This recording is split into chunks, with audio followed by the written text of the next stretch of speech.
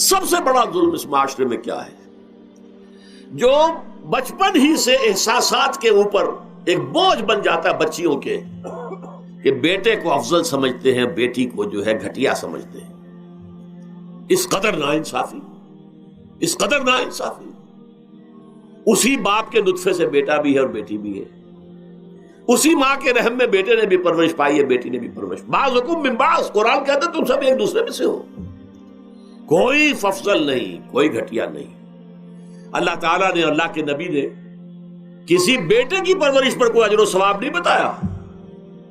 ہاں 2 یا 3 بیٹیوں کو پال پوس کر، تہذیب سکھا کر، پھر ان کی شادی کر کے ان کے گھروں میں پہنچا دیا، جنت کی ضمانت اللہ تعالیٰ دے رہا.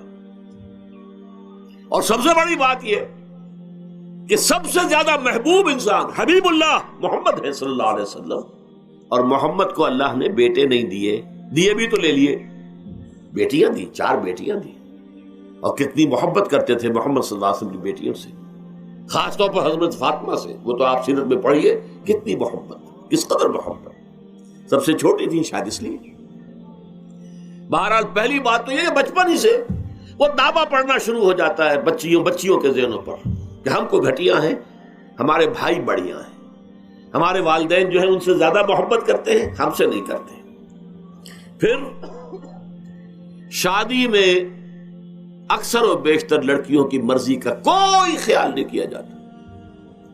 یہ ظلم ہے جو ہم کر رہے ہیں. لڑکی کی مرضی کے بغیر، اس کے اذن کے بغیر، اس کی اجازت کے بغیر کوئی شادی نہیں ہو سکتی. زبردستی وہ بھیڑ بکریاں نہیں ہے کہ جس کے ہاتھ چاہا آپ نے بیچ دیا. معاذ اللہ ثم معاذ اللہ ثم معاذ اللہ.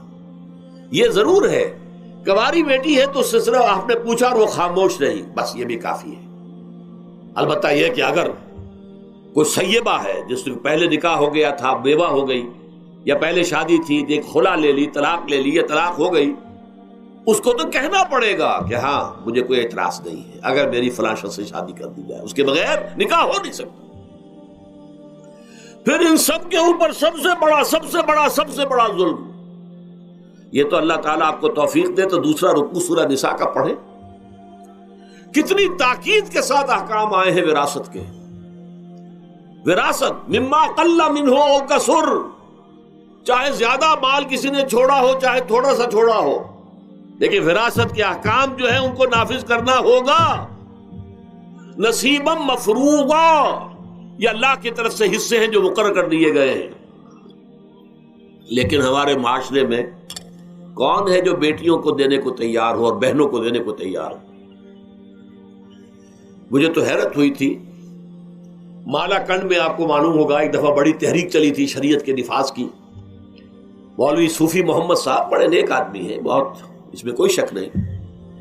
80,000 کا مجمع لے کر، جلوس لے کر وہ چل پڑے تھے اسلام آباد کی طرف.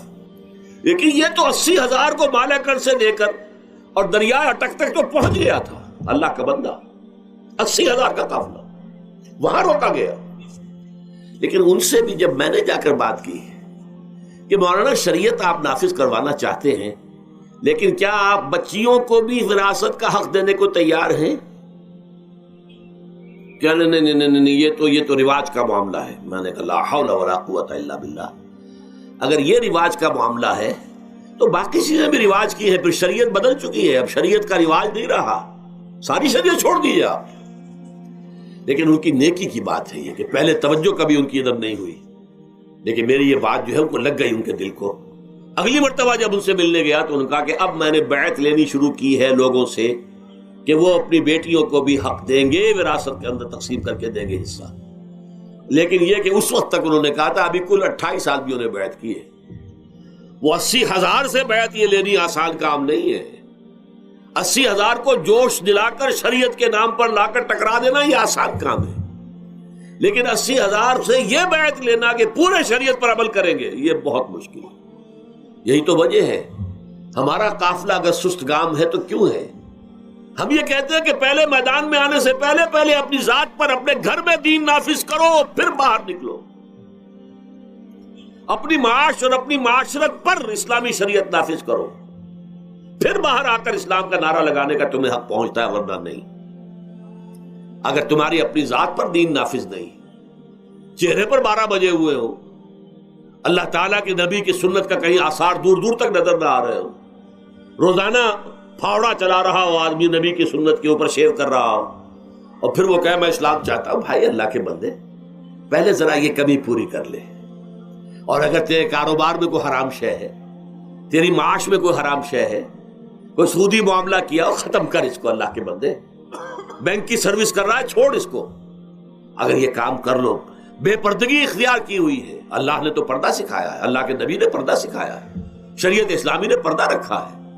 مردوں اور عورتوں کا اختلاط پسند نہیں ہے، اس پر عمل کرو، پھر آنا میدان میں، پھر دوسروں کی غلطی جو ہے بتانا اس کو کہ یہ تم غلط کر رہے ہو، مشرف تم یہ کر رہے ہو، غلط کر رہے ہو، فلاں تم یہ کر رہے ہو، غلط کر رہے ہو، نواز شریف تم یہ کر رہے ہو، غلط کر رہے ہو۔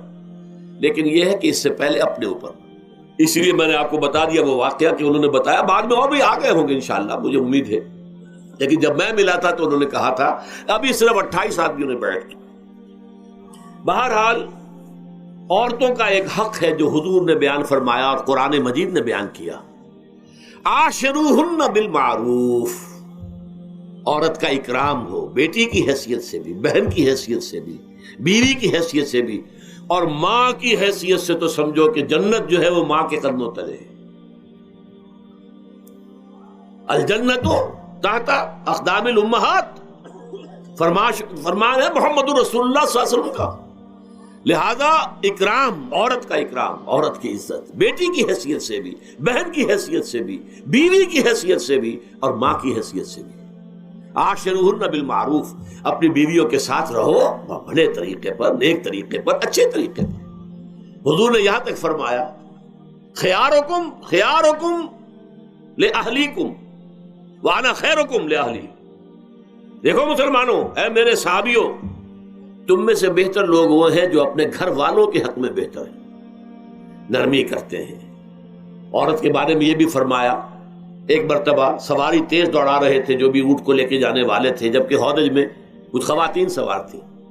حضور نے فرمایا دیکھو نہ، یہ نگینے ہیں جو سوار ہیں، ان کو زیادہ دھکے نہ لگواؤ تیز تیز اونٹ چلا کر، ان کے ساتھ نرمی ہو، ان کے ساتھ نیکی کی جائے، ان کے احساسات کا خیال رکھا جائے، ان کے ساتھ زیادتی نہ ہو، مار پیٹ کا کیا سوال، معاذ اللہ ثم معاذ اللہ۔ ان کے ساتھ جو ہے عاشروہن بالمعروف، بھلے طریقے پر گزارا کرو۔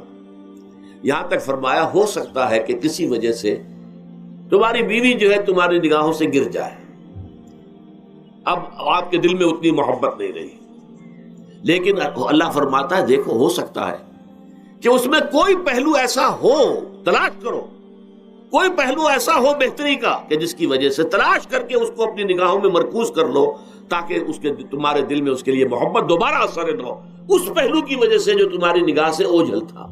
وہ اچھائی اس میں ہے، سیرت کی اچھائی ہے، صورت بہت اچھی نہیں ہے، اللہ نے سیرت اچھی دے دی ہے، جو کچھ دیا، جو اچھائی ہے، جو بھلائی ہے، اس کو تلاش کرو اور نگاہ کو وہاں پر جماؤ تاکہ تم ان کے ساتھ اچھا سلوک کر سکو۔